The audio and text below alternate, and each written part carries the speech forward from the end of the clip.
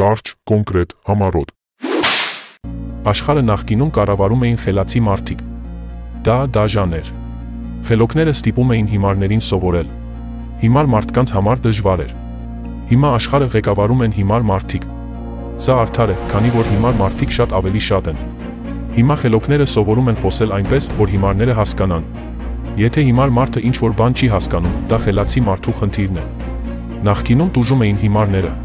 Հիմա տուժում են խելոքները։ Տառապանքն ավելի քիչ է, քանի որ ավելի ու ավելի քիչ են խելացի մարդիկ։ Երբ մեռնում ես, քո համար դա ծանր չէ։ Եվ դու դրա մասին չես իմանում։ Դա իմանում են միայն ուրիշները։ Եվ նրանց համար է դա ծանր։ Նույնն է նաև, երբ աղմախ ես։ Մեր սանտեխնիկն ասում է, ես ռուս ժողովրդին դեմ չեմ, ես Պուտինին եմ դեմ։ Հավատացնում եմ ձեզ, որ սա զվարճալի դեպք է։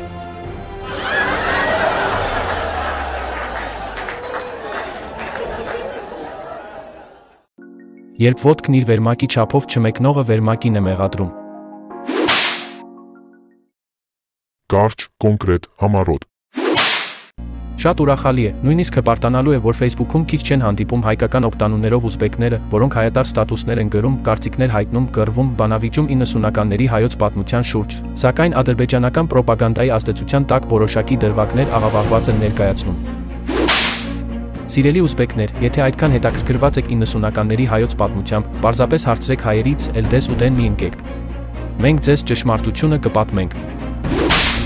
Մեկ էլ չգիտես ինչ օրինաչափությամբ, այդ ուզբեկներից ոմանք իրենց նիկոլական են համարում, ոմանք քոչարյանական, մի մասը դաշնակ, իսկ ծպտյալ սերժականներին մի փոքր դժվարությամբ, բայց այնուամենայնիվ լինում է հայտնաբերել։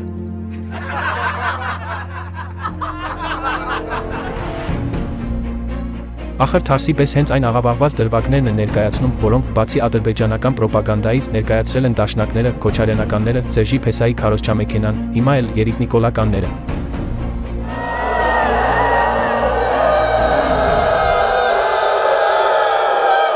Հայաստանը մի երկիր է, որտեղ բոլորը փոքրից մեծ գիտեն հոկտեմբերի 27-ի ու մարտի 1-ի մարդասպաններին, պետական դավաճաններին, պետությունը թալանողներին, Արցախը հանձնողներին, բայց իրականում մինչ օրս դեռ ոչ ոք պատասխանատվություն չի կրել այդ ծանր ու ազգակործան հանցագործությունների համար։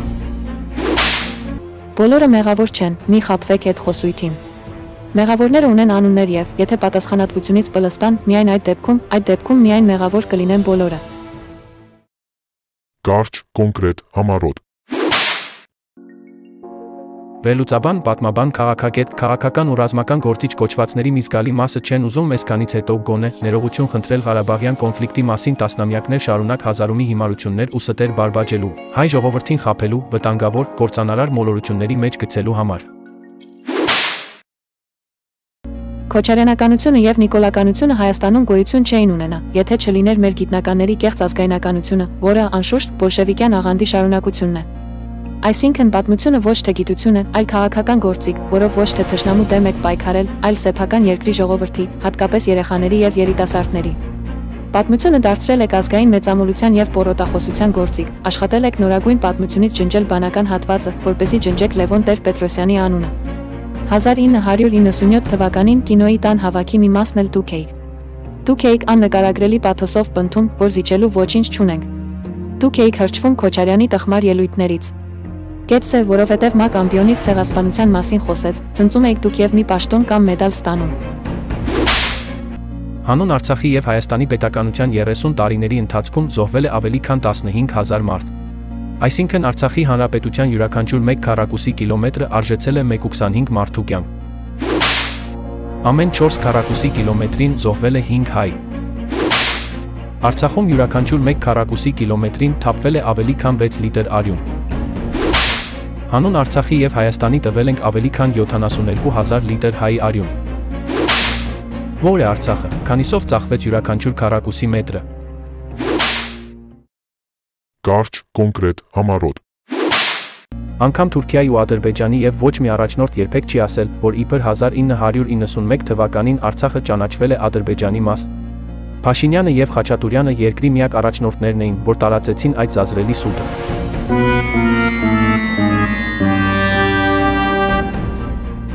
Սրանց նպատակներից մեկը Ղարաբաղյան շարժումը անիմաստ համարելն ու 90-ականների հաղթանակը պղծելն է։ Եվ այս դեպքում էլ նրանք ուղղորդվում են հակահայաստանյան որևէ կենտրոնի կողմից։ Ճանաչես Ադրբեջանի տարածքային ամբողջականությունը, պատգամավորներդ ամենօրյա ռեժիմով ասեն, որ Արցախն Ադրբեջանը 3 միլիոնն ավելի կարևոր է, քան 120,000-ը, 29.8-ն կարևոր, քան Արցախը, բայց զոմբլոներդ ասեն, որ Շահրամանյանն է հանձնել։ Դարի աբսուրդ է։ Ով է, որ պիտի գա ու ասի այլևս սուտ մի խոսեք, այլևս կաշառք մի վերցրեք։ Խաբեությունը ամենամեծ աղետն է, եթե դառնում է չափազանց, անկշտում։ Սուտը սուտ է ծնում, որպեսի սուտդ հաստատես, նորից սուտ ես խոսում, որպեսի նոր սուտդ հաստատես, կրկին դիմում ես խաբեության։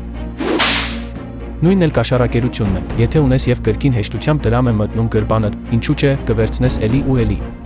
Եվ վերջ չի լինի, երեխադ էլ նույնը կլինի, թոռդ էլ նույնն է սովորում։ Այսպես եթե շարունակվի, ես շատ վատ եմ տեսնում մեր ապագան։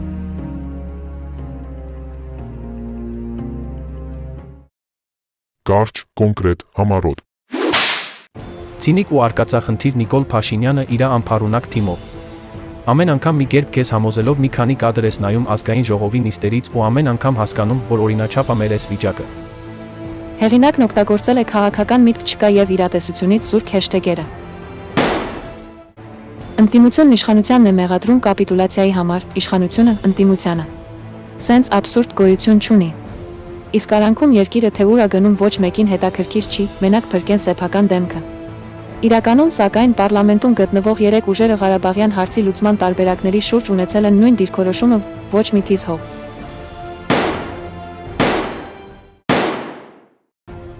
Ոչ մի թիզականություն։ Միշտ մտածում էինք, թե սա որն է, ինչ է նշանակում։ Արցախի կորուստը հերթական անգամ ցույց տվեց, որ ոչ մի թիզականությունն այն է, երբ ոչ մի թիզ տարածք չես կարողանում պահել։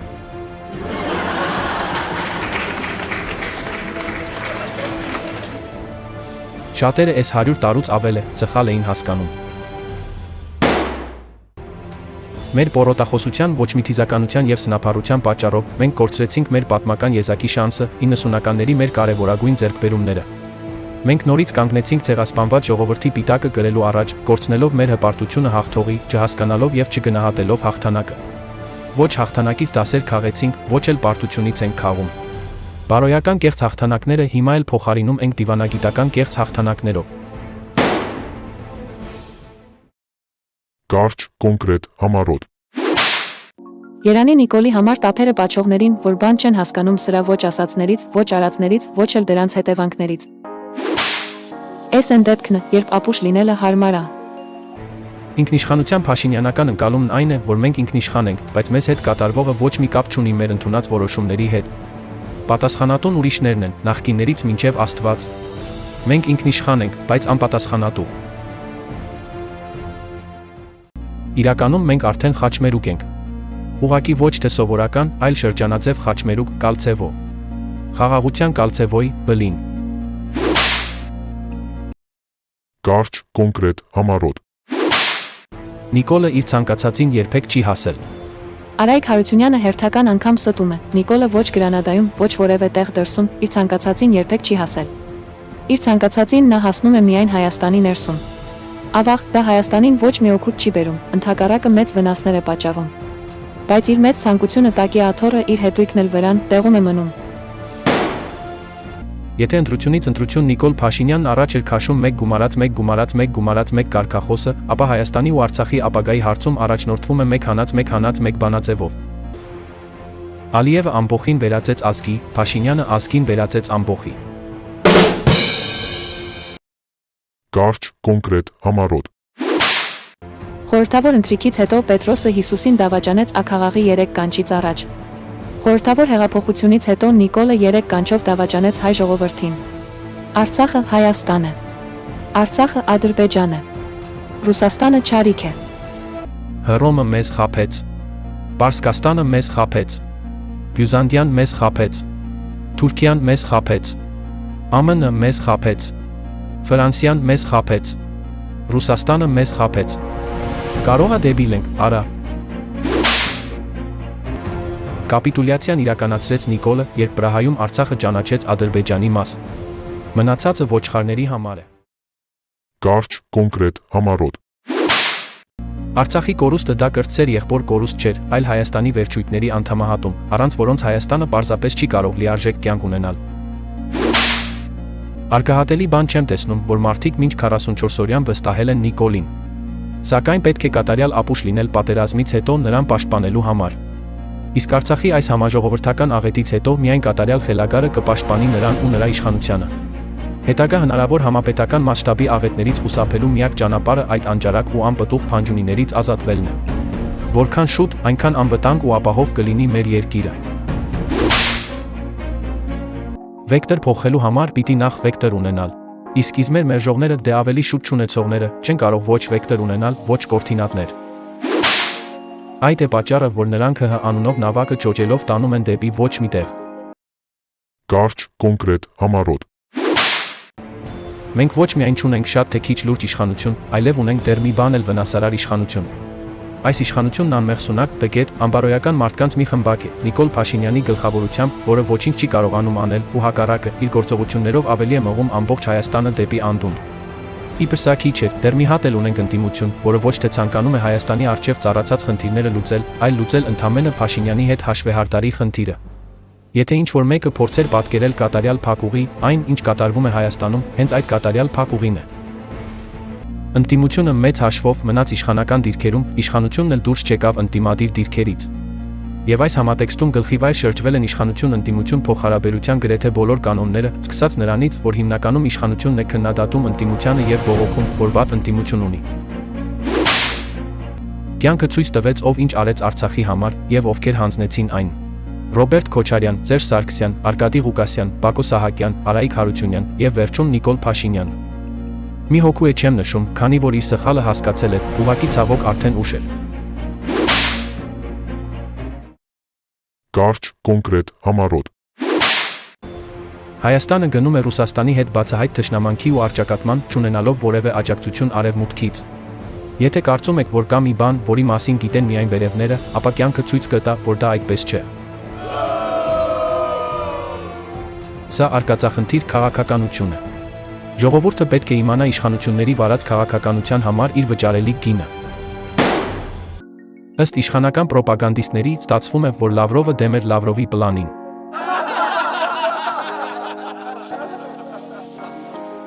Այսինքն Պուտինի միջոցով արգելել էին Փաշինյանին ստորագրելու այդ չարաբաստիկ պլանը, քանի որ Ռուսաստանը Ադրբեջանի ու Թուրքիայի հետ նախապես որոշել էր պատերազմով լուծել Ղարաբաղյան հարցը։ Դրա համար նաև պլանավորել էին թշնամանալ Հայաստանի հետ, որ վերջում ամբողջովին հայաթափեն Արցախը, որ ոչ մի ռուս խաղաղապահ չմնա տարածաշրջանում։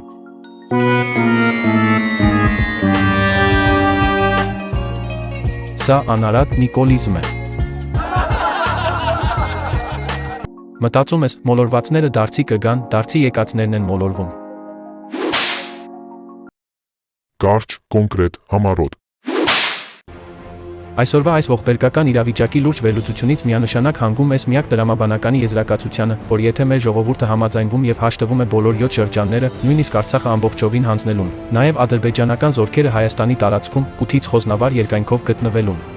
Հետևաբար, եթե 2019 թվականին խելամիտ որոշում եւ խաղաղ ճանապարհով 5+2 ձևաչափով Արցախի հարցը լուծվեր, Նիկոլ Փաշինյանին ոչ ոք դավաճան չէր ասի, նույնիսկ կարող էին հերոսացնել։ Եթե իհարկե, նա ինչ կամքով դուխով գնաց պատերազմի, նույն կամքով գնար հարցի խաղաղ լուծման։ Հայի հետին խելք։ Մենք սովորել ենք հերոսներ ու նահատակներ տալ։ Մենք սովորել ենք պարտության եւ դրա հետ հաշտվելու։ Ինչ էլ որ հիմա ասեն, պատմականորեն մենք սովոր ենք պարտություններին եւ սովոր չենք հաղթանակներին։ Եվ նույնիսկ մեր հաղթանակը պարտվեցինք։ Մենք ընկել էինք մեր երազանքների ու անհնարինի հետևից ու գործրինք այն, ինչ կարող էինք ստանալ։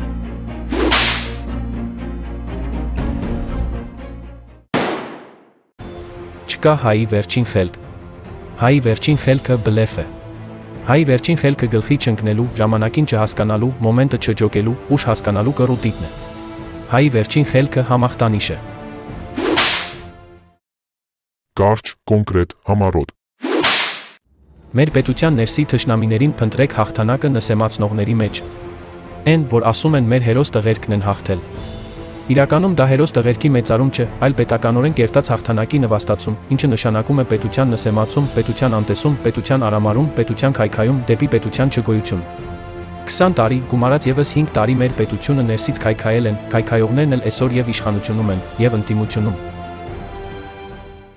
Մեզ հետ այսօր կարթնանային նաև 2020-ին զոհված այն հազարավոր երեխեքը, եթե երկրի ղեկին լիներ պետական գրագետ քաղաքական գործիչ։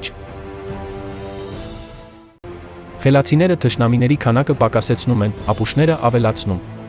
Այս ապուշությունը կարող է ավարտ ունենալ միայն նիկոլափոխությամբ։ Իսկ նիկոլափոխություն հնարավոր է Քոչարյանի եւ Փաշինյանի միաժամանակյա մերժմամբ։ Եթե մերժում ես Նիկոլին, բայց չես մերժում Քոչարյանին, Նիկոլը շարունակում է իշխանավարել։ Եթե մերժում ես Քոչարյանին, բայց չես մերժում Նիկոլին, Նիկոլը շարունակում է իշխանավարել։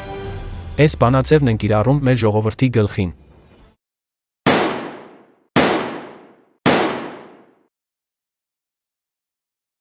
Կարճ, կոնկրետ, համառոտ։ Այն պահից, երբ Քոչարյանը դուրս գա քաղաքականությունից կամ ընդմիշտ լքի Հայաստանը, նույն պահից Փաշինյանից միայն թրաշը կմնա։ Նիկոլ Փաշինյանին հեռացնելու համար նրան պետք է մերժել ամբողջովին։ Կիսամերժումով Նիկոլին հնարավոր չի հեռացնել։ Նիկոլ Փաշինյանին ամբողջովին մերժելու համար պետք է մերժել նաև Քոչարյանին, դաշնակներին ու ՀՀԿ-ին։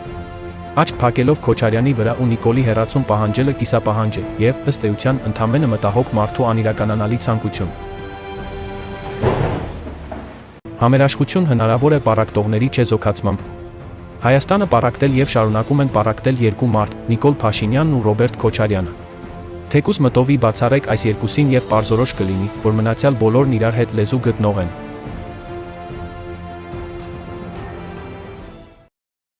Կարճ, կոնկրետ, համառոտ։ Այս որ մի ձենի մեղադրականով մեջ եք բերում Լևոն Տեր-Պետրոսյանի խոսքը տղա եք մի տվեք, կարողա չեք տվել, հիմա էլ երեսով եք տալիս։ Տվել եք, ու ցավն է նա, որ չեք էլ ցավում։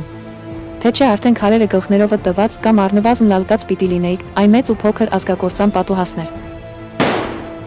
Մեր հասարակության գերակշիռ մասը հանդուրժեց ու հաշտվեց 1998 թվականի պետական հեղաշրջումը։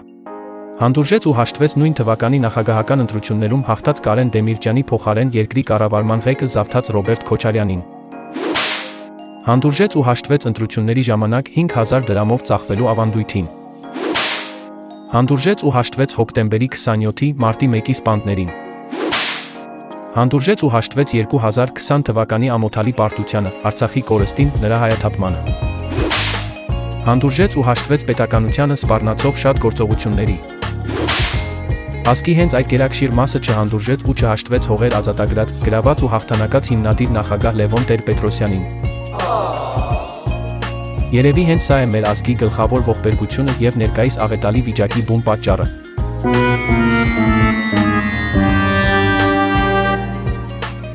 Գաղթականի հոգեբանություն։ Հայկական քաղաքական դաշտի միակ դուխով տղեն Լևոնն է, որ երբեք ոչ մեկից, առավել եւս ժողովրդից չվախենալով միշտ տղայավարի ասելա ճշմարտությունը։ Մնացյալ քաղաքական թևերում անխտիր ղզիկներ են, սկսած Քոչարյանից վերջացրած Նիկոլով։ Կոմպլեքսավորված, տգետ, գավառամիտ, կեղծի, իբր շուստրի, որ միշտ վրձրել, խաբել, կռուտիտ են արել մարդկանց, իրենց բամբասանքով, զրպարտանքով, կեղծիքով։ Հենց այդ որակների հետևանքով է այս մեծագույն աղետը։ Երբ կարողանանք փոխել քաղաքական դաշտի որակը, աստիճանաբար կդզվենք։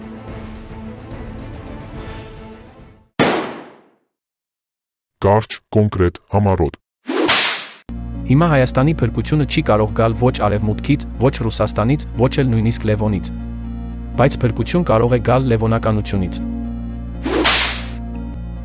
Դեմոկրատիան ոչ թե լավ իշխանություն ձևավորելու գործիք է, այլ վատ իշխանությունը փոխելու միջոց։ Ճապոնիայի վարչապետին հարցրեցին, որն է ձեր երկրի աննախադեպ հաջողության գաղտնիքը, նա ասաց. Մենք տվել ենք ուսուցչի նախարարի չափ աշխատավարձ, պատգամավորի չափ կարգավիճակ եւ կայսրի չափ պաշտամունք։ Կարճ, կոնկրետ, համառոտ։ Բաժանորդագրվեք այսօր TV ալիքին։ Եթե ձեզ չի հաջողվում սեղմել հավանել նշանը, ուրեմն դուք մուտք եղած չեք ձեր YouTube-յան էջը։ Մուտք գործեք ձեր YouTube-յան էջը եւ նոր շարունակեք ձեր նախընտրած գործողությունը։